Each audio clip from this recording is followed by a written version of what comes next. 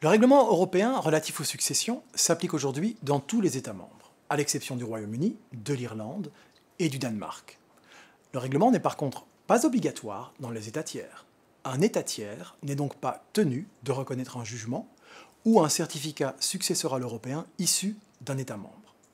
Quand le défunt possédait des biens dans un État tiers, c'est à cet État qu'il appartiendra de décider le sort de ces biens. Certains États membres sont encore liés avec certains États tiers par des conventions bilatérales. C'est par exemple le cas de l'Allemagne vis-à-vis de la Turquie. Dans ce cas, c'est le traité qui prime. On consultera la convention bilatérale pour savoir comment régler la succession, puisque le règlement s'efface devant cette convention. Dans les autres cas, il est plus difficile de savoir comment l'État tiers va réagir aux solutions qui découlent du règlement.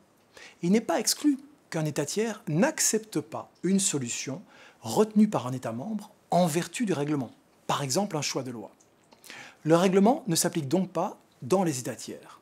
Par contre, quand on est devant une autorité d'un État membre, le fait qu'il y ait un lien avec un État tiers ne signifie pas que le règlement ne s'appliquera pas. Le règlement ne pose par exemple aucune condition de nationalité. Il peut être appliqué aux ressortissants d'États tiers qui sont installés durablement sur le territoire d'un État membre. Par exemple, un ressortissant américain installé en Allemagne. Le règlement peut aussi être appliqué aux personnes qui vivent en dehors de l'Union européenne, par exemple un ressortissant français installé en Suisse. Dans tous ces cas de figure, les dispositions du règlement peuvent être appliquées, et ce, alors même qu'une partie importante du patrimoine du défunt est située sur le territoire d'un État tiers. The interaction between the regulation and third state can offer different cases and situations. In the first case, we have a US citizen who is habitually resident in France. The applicable law will be the French one, with application of all of the protection provided by the French law. The inherited property will be allocated according to French law, even if goods are placed in USA.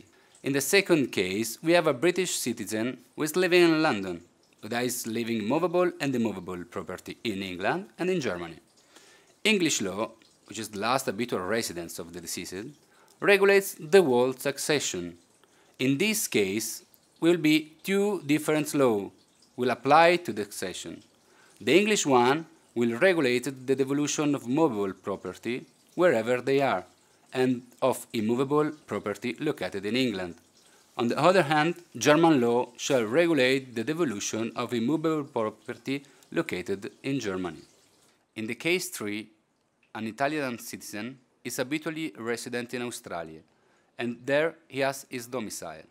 With a will, he exercises the professio juris and chooses that his succession is governed by its national law, and thus the Italian one, not only for immovable property located in Italy, but for the whole succession.